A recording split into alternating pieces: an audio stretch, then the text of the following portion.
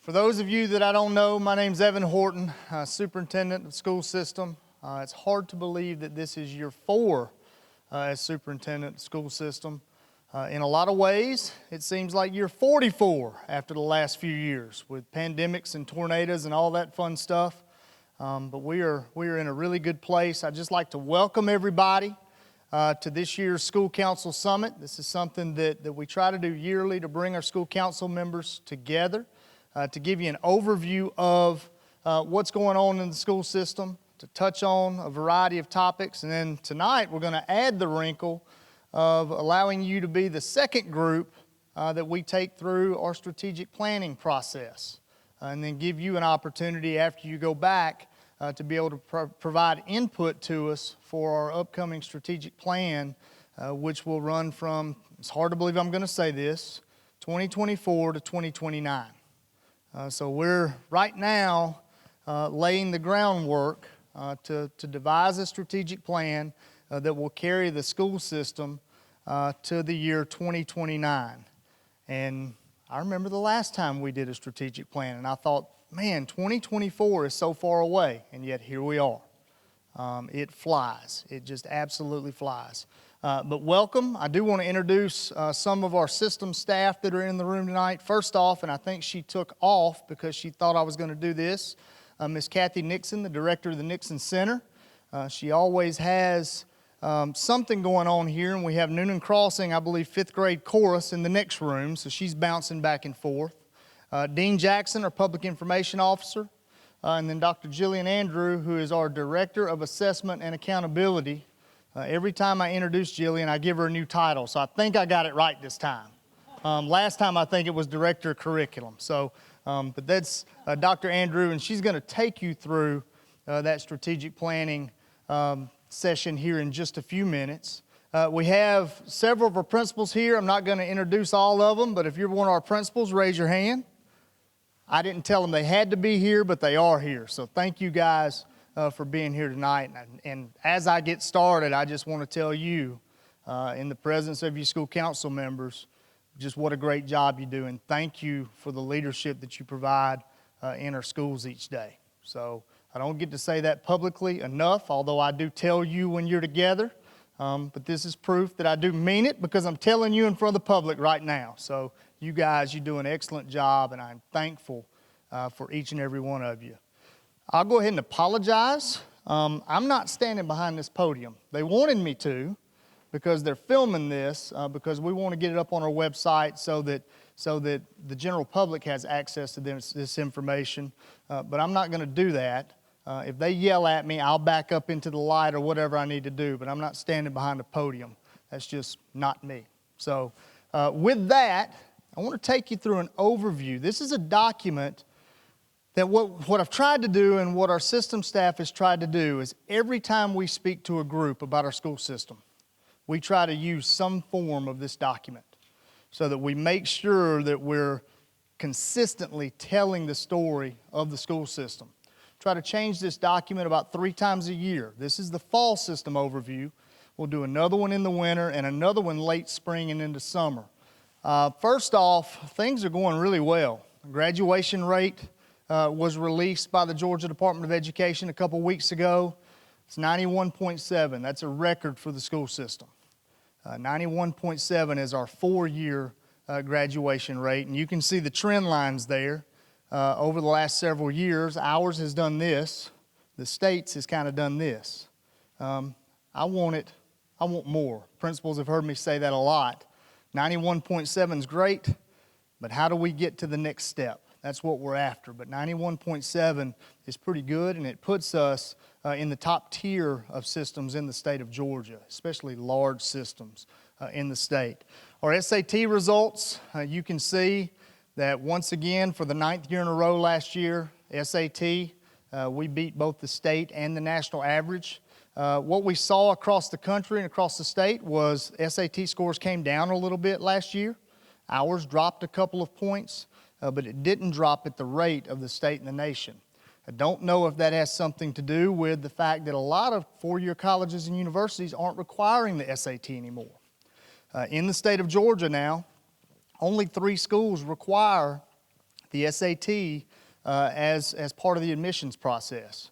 Georgia Tech, University of Georgia, and Georgia College. So I wonder if the scores may be coming down a little because not everybody's requiring it anymore. So ours did drop a little bit, still beats the state and the nation. Same with our ACT score, which is the other college entrance exam that you hear a lot about. We outpaced both the state and the nation again with that one. Georgia milestone scores for last year in basically every area. We outscored the state and our RESA in West Georgia here. Our scores have come back to pre-pandemic levels. We did have, like a lot of people, we saw issues from the pandemic. We weren't out of school as long as some others. But when you miss a quarter of the year like we all did in March of 2020, that's a big deal. It's a big deal for kids. So it took us some time to rebound, but through a lot of hard work on the part of our students and our teachers, we have rebounded, and we're in a pretty good place. You can see 2 years ago there, because this is lagging data, we ranked 14th out of 181 districts in the state of Georgia, which is the top 8%. It's really good. I want to be in the top 1%. That's just the way we go about it, and we're working every day to try to get us there, and a lot of great work going on in our classroom. Georgia's best. One of the issues I'm sure you've heard about if you read the newspaper or watch the news is teacher shortage and making sure that we have a viable teaching workforce for the next generation. So we got together with the College of Education at the University of West Georgia, and we devised a program called Georgia's Best, where we will pay for higher education degrees for staff members in critical need areas in exchange for the staff member committing to work for us for the next 5 years. It's something that only 2 districts in the state of Georgia are doing. It's Coweta County and Cobb County. The board, on my recommendation, entered into a 4-year partnership.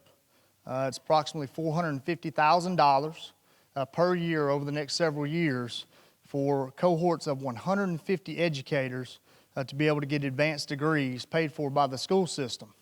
A couple of catches. I mentioned the 5-year catch. They have to stay with us for 5 years. They also have to get those degrees in critical need areas. So think special education, mathematics, science, those types of areas, and the one that's most near and dear to my heart, literacy. So if they'll go get those degrees, if they'll get those endorsements in those areas, stay employed with us for 5 years, we're optimistic that that's going to help us to retain those employees so we continue to have quality teachers in our classrooms for our kids. Because we're seeing more and more, it's getting tougher and tougher to find qualified teaching applicants. Next phase of that is, at least my vision for it, is taking that down to the bachelor's level. Let's say we do a career inventory for a middle school student who has an interest in going into education. And they show us over the next several years that they have a high aptitude for that. And they're the best of the best. And they want to go into our teacher pipeline program. Why not down the road?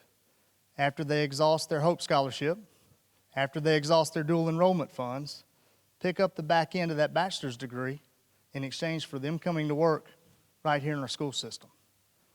That's an example of the innovation that's going on here in the school system. And one of the things that is most important to me is making sure that when I'm gone, hopefully a long time from now, that Coweta County School System does not have to worry about having qualified educators in our classrooms. So that's something that we're looking at with Georgia's Best and programs like it. You can see here some of our awards. All of our high schools are recognized, and that thing just keeps going. All of our high schools are recognized once again on U.S. News and World Report's Best High Schools. You could see Molly Wilson, who's our County Teacher of the Year last year. Former Superintendent Richard Brooks and former board member Ms. Sue Brown passed away last year. And they had, the building you're sitting in right now was their vision. The building you're sitting in now was the vision of those two people, and they had a profound impact on our school system. Then you can see National Distinguished Principal for Georgia, Dr. Jeanette Hallam, who I think I saw her pop in from East Coweta Middle School here just a minute ago. So people are doing great things in our school system. They're being recognized for it outside of our school system, and we appreciate those efforts. Noonan High, I don't know what I'm going to do when it's finished, quite honestly. Every morning, between 7:45 and 8 o'clock, I drop my daughter off, and I drive around the block. Dr. Kemp, how many times this week have we crossed paths over there? A lot. About late morning, back around there. And I don't really know why, because I'm not really doing anything other than just walking around and looking and seeing the progress. There's a lot going on over at Noonan High School. We've come through a lot over there. We are finally at the point where we're able to see the opportunity that exists at Noonan High. We're going to move in to the new gymnasium over there, I think next Wednesday. So that first phase of the project is done. Academic buildings are on spot on schedule to be finished in July. And we're excited about that project. I think John, you want to cue up the video? And finally, Noonan High School's rebuilding project passed a major milestone on Friday, October 13th, with a topping off ceremony at the high school. A lunch celebration was held in the school's new cafeteria, celebrating the construction personnel who are building the new LaGrange Street facilities. The ceremony included the signing of the last steel beam to be placed in the roof of the new school, as work continues toward completion of the campus rebuilding by the summer of 2024. The beam was signed by Noonan High juniors and seniors, school staff, school board members, and dignitaries, many of who have had long ties to Noonan High School. This day means so much because you get that beam set, the top out, you get dried in, and you're off to the races for the rest of the construction of the project, which means a timely opening in August next year. You're right, and we're sticking to it. It was super important that it looked, if we couldn't keep it, and we couldn't save it, which we listened to our engineers and we knew we couldn't do that it looked close or to the same as it did prior to. And I will say they definitely hit the nail on the head. We're super pleased with it. It's my understanding that once you're inside this building, at any particular point, you're going to be able to go anywhere else on the Noonan campus. The safety component of it is so integral in today's time, and we're very pleased with that as well. By them hanging the last beam up, they're going to start, the weather's getting ready to change. We're getting into the winter months, so they're getting ready to close in the final outside of the academic building, and then they're going to start building from the inside out. So this is a huge mark in construction as well as Noonan High School, and we're looking forward to entering the new phase of our building starting next school year. About a $110 million project. Noonan High, the old building over there served this community for over 70 years. If what we're building now serves this community as well for the next 70 years, we will have done a good job.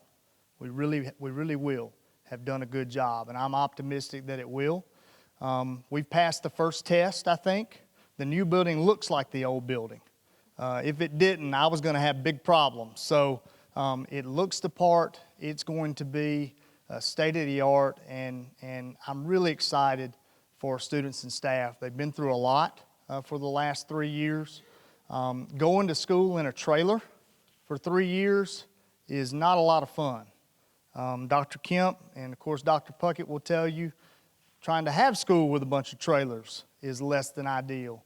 But they've all done a really good job with it, and I can't wait for the first day when they all get to be together in that building. Most people don't even realize that faculty and staff and those students, they've been separated now for this is the third school year. We had to move to 2 different campuses just to be able to have school, and the majority of those classes are in trailers, mobile classrooms, if you will. So it's going to be a great day in July. Whenever we're able to have all of them together again. And that's really one of the bigger things that we have going right now, is just making sure that project continues to progress. It is right on schedule, And Dr. Kemp and I, we're going to make sure it stays on schedule, aren't we, along with Mr. Cheek. Student enrollment. Wanted to touch on this really quickly because a lot of times people come to me and say, they ask the question, when are you going to build that next school? We desperately need that next school. And the numbers really don't bear that out. Now, we've got some places we're watching, I can promise you. But when you look across the district, our building usage at elementary school is actually just north of 80%, elementary schools. At high school, our building usage, is mid-90 percentile. And across the district, our total building usage is at 94%. So we're in a really good place. It tells me that we are maximizing the use of our space, because rule number one is you don't want to go build a school until you know you can fill it. Because if you build one and you can't fill it, you're trying to backfill it all along, okay? You need to earn it to be able to build it. So you can see there, school by school, our enrollments versus our building capacities. Look at Moreland. Moreland's one, and I'm going to combine these two topics.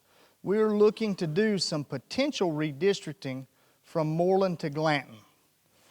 Look at Moreland there. Moreland is about 115%, give or take, of its building capacity. There are 8 mobile classrooms. Isn't that right, Mel? 7 or 8? 8 mobile classrooms at Moreland right now. So she's definitely maximized her space. But I want you to take a look at Glanton. Glanton is right at about 48% of its capacity. They border each other. The districts border each other. So we're looking into the possibility of redistricting some students from Moreland to Glanton. If you look down the list, though, there are some others that we're watching right now. Noonan Crossing is one that we're watching. Noonan Crossing, actually several years ago, had a population of about 1,100 students. They had several trailers on that campus. I think today we have 2 on the campus that we just moved in this year. But that's one that we're watching. Welch is another one. She's got a little room. She might throw something at me if I say that too loud. They've got a little room over there. There are about 70 students under capacity, but that's another one that we're watching. Eastside Elementary. If you look at Eastside, I always hear people say, you got to do something out there in Sonoy. You got to do something at Eastside. The 2 schools that serve the Sonoy area are Willis Road and Eastside. Eastside is still under its capacity with 0 mobile units on the campus. None. And then Willis Road, if you look down at the bottom, they're close to capacity. They have 2 mobile units, but I don't believe they're being used right now. So there are some areas that we're watching, but we try to be strategic about, and there are some moves that we can make potentially from some redistricting if we have to, just like we're doing at Moreland and Glanton right now, okay? I wanted you to have that because I know if I get asked, if people know that you're on a school council, you're liable to get into a conversation where somebody says, why don't you go right now and tell them they need to build that school? We don't yet.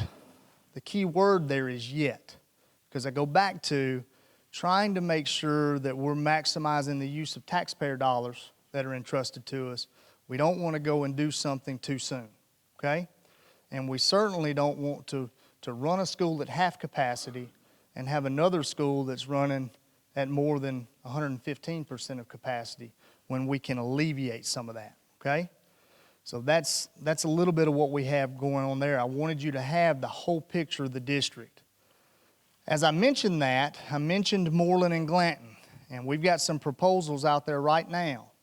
There's a survey that is on the website, if I'm not mistaken, that's been shared with our Moreland parents, where they can provide input on the 2 redistricting options that are available right now. One option is moving approximately 107 students from Moreland to Glanton. The other option would move approximately 150 students from Moreland to Glanton, okay? So we raise Glanton's population some and we provide some relief to Moreland. We also have a proposal there for what we call grandfathering, where a rising fifth grader would be able to stay if they provide transportation to get them out of elementary, because we don't want to pull a student that's been there for 5 years if they've been at pre-K or kindergarten and all of a sudden pull them out. So there's a proposal there for that. Keep using the word proposal, because the board, I'll make a recommendation to the board, and then the board can take that recommendation or they can possibly tweak it in some way. So nothing's done yet. We want to make sure that we get input from everybody involved, and Melanie and I have gotten a good bit since the survey went out, and hopefully take a recommendation to the board by the first of the year, okay? So that's where we are on Moreland and Glanton.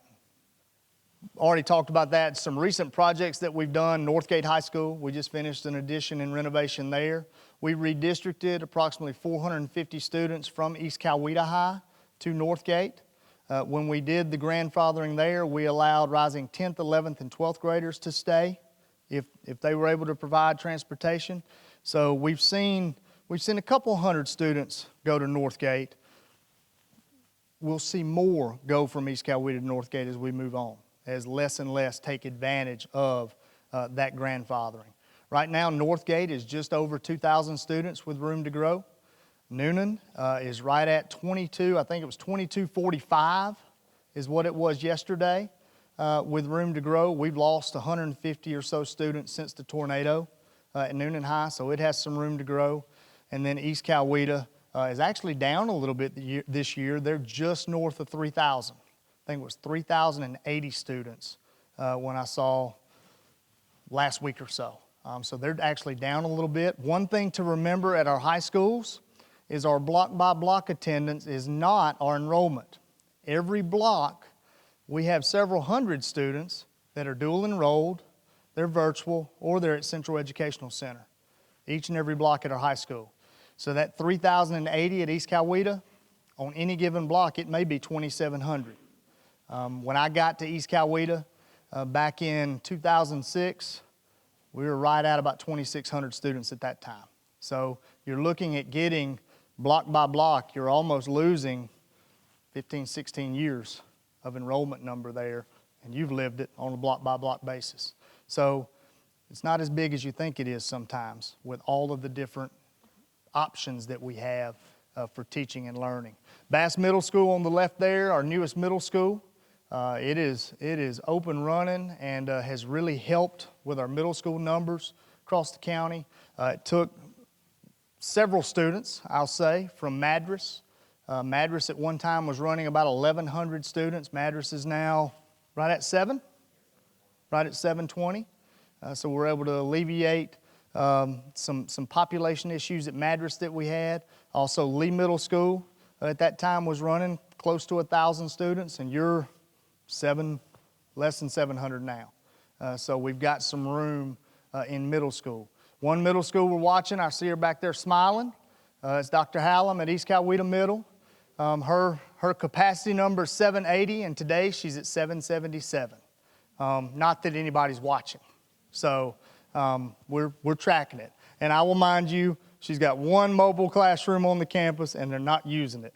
They're not using it right now. And I walked your building last week, and I know where there's some more space if we need it. So, and you weren't there. That was just intentional. Just to mention here about property taxes, the board lowered the millage rate this past August to 15.41. That is the fourth year in a row that the property millage rate for education has been lowered. It's also the lowest millage rate for education in the metro area. 15.41. Let me expand on that just a little bit. Coweta County School System has zero debt, okay? So there is no millage levy for debt whatsoever. We've been debt-free, I think, since 2003. This millage rate of 15.41 is the lowest millage rate for education in Coweta County in 42 years, okay? It's the lowest in the metro area. The millage rate that we set, that we levied, that I recommended to the board, got us within $30,000 of a zero-based budget, okay? is on a $276 million general fund budget. Why do I tell you that? Because one of the things that we talk a lot about is levying what we need to run the school system, be responsible with what we have, and don't levy a dime more. Don't levy a dime more. I think that represents that. It's also a good time to mention that the board does not set what home values are. My home value has done what a lot of yours have. It's gone up over the last several years. But the board doesn't determine that. The only thing they set is the millage rate, and it's the lowest in 42 years, okay? Pretty proud of that. I think it's, lowest rate since 1983. So we're in a really good spot. We're doing really good work with what we need to operate the school system. But one thing that we are committed to is to levy what we need, but no more than that. No more than that, because we all live here too. We all live here too. Along those lines, over the last couple of years, employee pay and benefits, we employed just north of 3,000 people. 2 years ago, we did pay raises for our classified staff, so our custodians, maintenance, clerical workers, school food, nutrition workers, bus drivers. We did pay increases for them 2 years ago, and then last year we came back in on the heels of that and did pay increases for our certified employees, in addition to what the governor did with the $2,000 raise last year. So we've really sought to make an investment in our employees. I go back to retention and making sure that we maintain a viable workforce and that we're competitive with surrounding school systems, because if we don't invest in our people, we won't keep them. And I want to keep them because they're really good. And right now we have a 93.6% retention rate, which is in my opinion pretty well unheard of.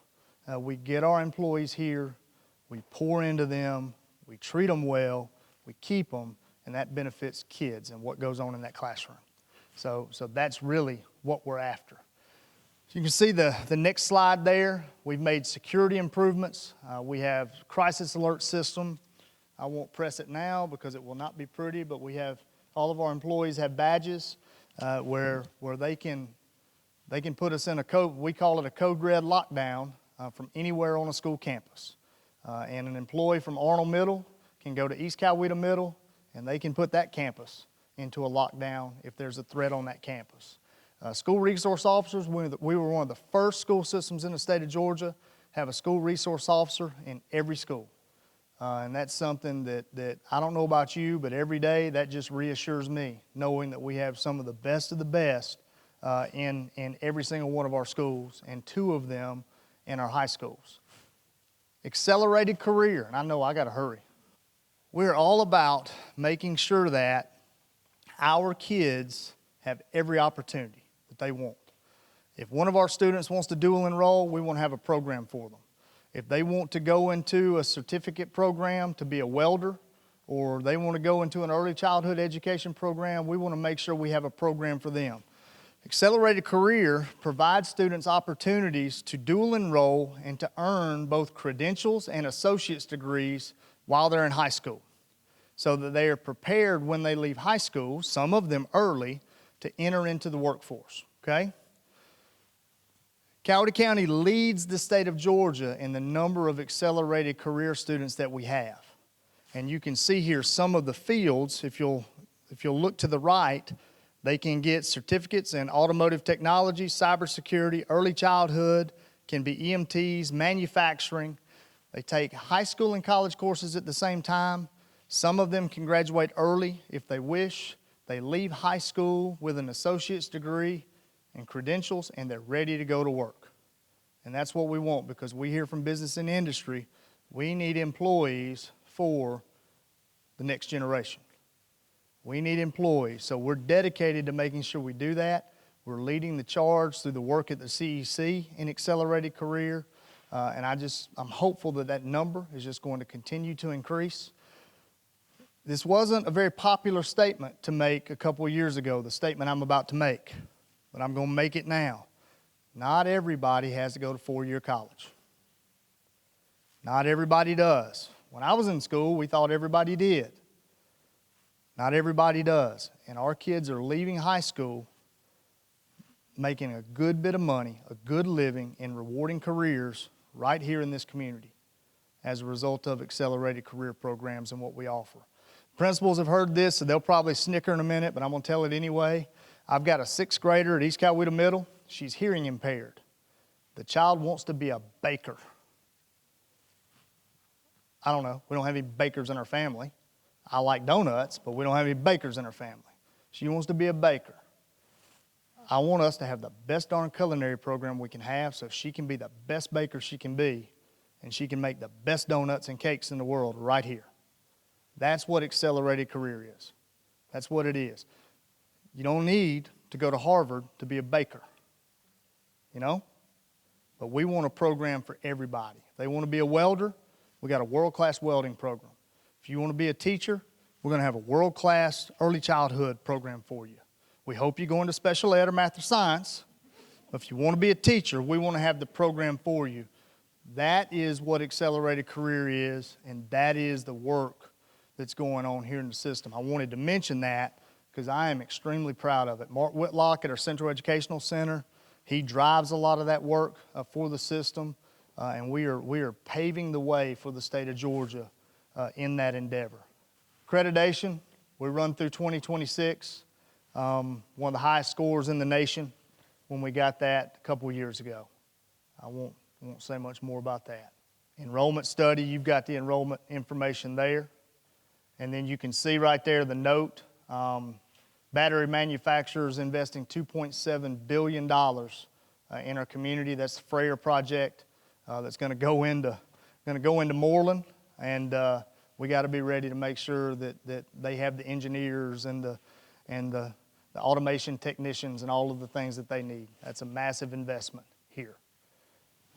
You see there, and I won't go through it all with you. Mention the millage rate, the budget, our per pupil expenditure, and then our enrollment as of yesterday, 22,977, which puts us just under where we ended the year last year, but we'll probably end the year once again with record enrollment for the school system. So we're in a really good place. And then there's my bosses. It's our Board of Education, and I'm not saying it because they're my bosses, but every single decision they make is about what's best for kids, and they are champions for the work that goes on in our classrooms every day. And when I go to them with things, the filter that they look at things through is, how is this going to benefit our kids and our employees? And it's always in that order, and they do a great job. They really do. All right, we're going to do some strategic planning for about 25 minutes, and then give some time to ask some questions. And then I promise you we're going to have you out of here at 7:30 because more than an hour of listening to me, and no offense, listening to me and Dr. Andrew, it's going to get old quick. So an hour it is. Dr. Andrew. I did get permission to walk around the front, but I saw the relief in their faces when I said I would just stand up here. So we're going to do that. So I see quite a few familiar faces. 5 years ago, we went through a pretty in-depth strategic planning process. It was months and months of meeting after meeting and collecting feedback and collecting data, and we did an overhaul and changed almost everything in our strategic plan 5 years ago. I had the benefit of being part of that process, so I know the types of detail that were paid attention to, and I think we did a pretty good job of creating a plan that spoke to priorities of our county and then how the district and our school system would implement those priorities. And then after 2019, we started to implement this plan that then got interrupted in 2020. In 2021, and then a little in 2022 as well. So a lot of the priorities that we set, we never got to jump in with both feet and make sure that we were doing things the right way.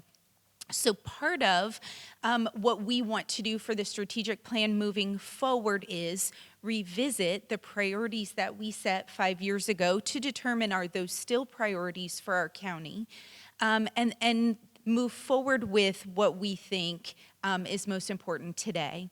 The first thing we did was talk to administrators. So each summer we have an administrative workshop, and all of the schools are represented. We looked at our mission, Coweta Committed to Student Success. We looked at our vision, Successful Students Empowered for School and Life, and we determined what things are we doing to make this happen. We talked about things, growth mindset and PBIS. We talked about being a reflective culture of educators. We talked about involving stakeholders. We talked about providing real-world experiences for our students. And we decided that we still have a lot of those same priorities as a county at the administrative level. As the team kind of got together and talked about what strategic planning input would look like moving forward to make our plan for the next 5 years, we decided that we did want to stick close to the plan that we began to implement 5 years ago. And instead of getting feedback in a big picture level, so district office coming to schools and collecting the information in some committee, sitting in a room somewhere analyzing what feedback we got, we decided that this time around we really wanted the bulk of our feedback to be more at the school level. So as I go through some of these slides, I'm going to talk about a summary of what our strategic plan is, and then the next steps for you at your schools and how you can give us feedback and let us know what you think priorities are or should be.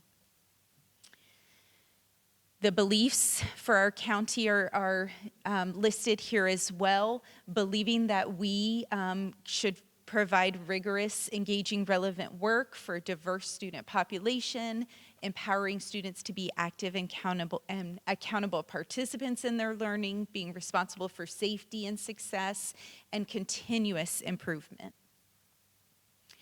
So our strategic plan falls into 3 categories, and feel free to jump in at any time. And the first of those 3 categories is leadership capacity. We, 5 years ago, designed 5 objectives and then talked about how we would accomplish those objectives. Objective number 1 talks about sharing values and sharing those expectations and decision-making opportunities. Objective number 2 talks about continuous improvement and those high expectations that we have for our learners. Objective number 3 talks about a clear vision and mission to support effectiveness. Objective 4, cultivating and improving our effectiveness in succession planning, so that sustainability piece. And performance objective 5 talks about quality assurances. How are we checking to make sure that what we're doing is working for students and beneficial and effective? On the right-hand side, you will see some of the ways that we said as a county that we would measure those objectives. So things like school improvement work sessions, things like community meetings to collect feedback, impact checks. Is the impact that we're having on students what we intended? Is it a positive impact? And looking at, do we need to adjust anything in the meantime?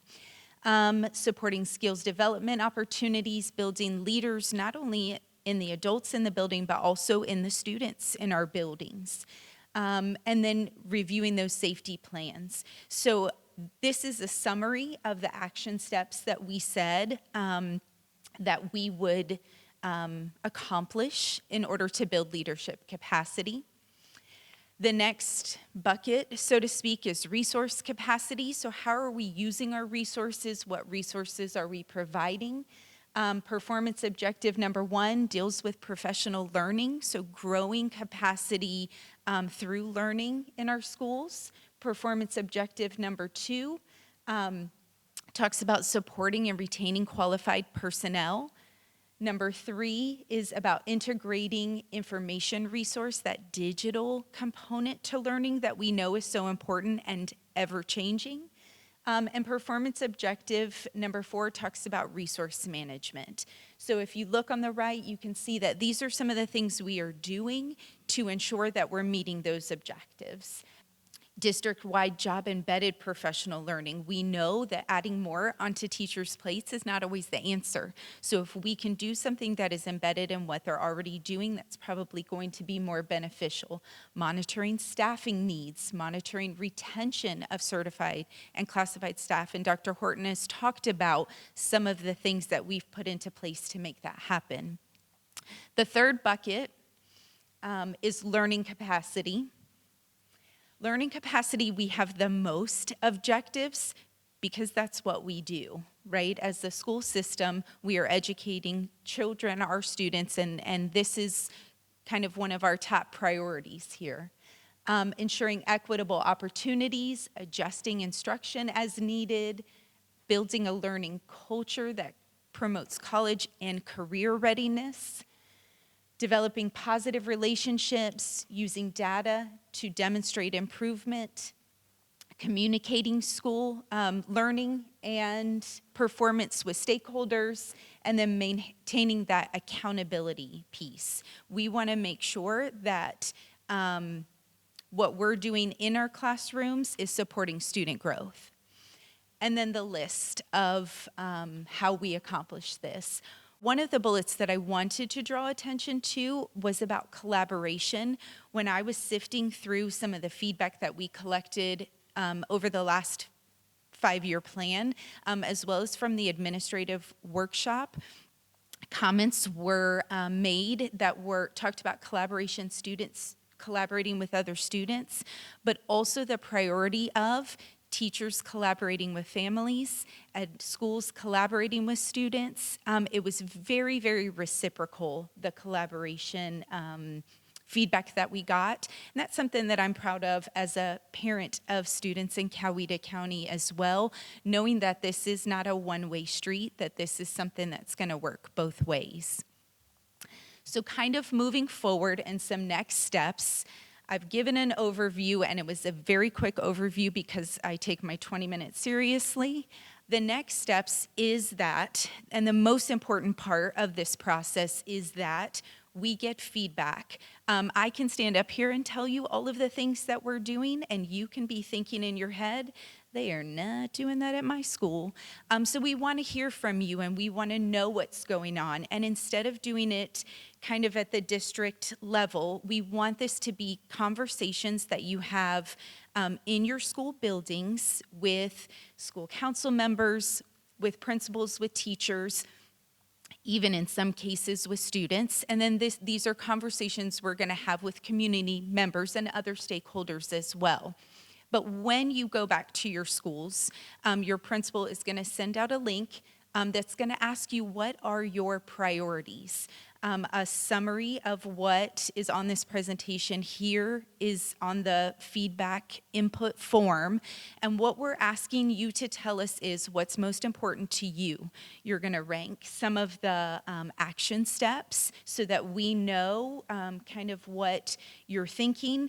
But I hope that you have that opportunity to talk with the schools and ask questions. What is an advocacy program? What does an advocacy program look like at our school?